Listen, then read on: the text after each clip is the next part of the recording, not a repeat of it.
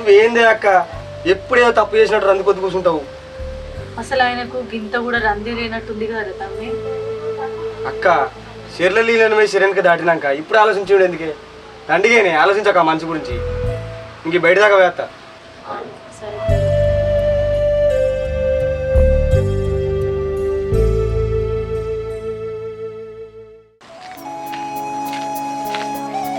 అవునా రమణాకరు, నీ బాధ ఇంకా పోనట్టున్నాయి కదా. ఏం చేయమంటే మామ, దాన్ని మర్చిపోబుద్ధి అవుతలేదే.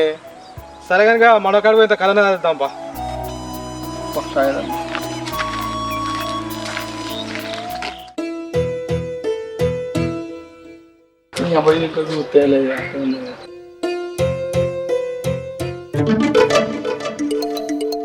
అగో వెనక నుంచి చూడు పతాకం ఎలుగు బంట వాళ్ళే ఉన్నాడు. ఎట్లా చూసుకుంటూ పోతాడో చూడు.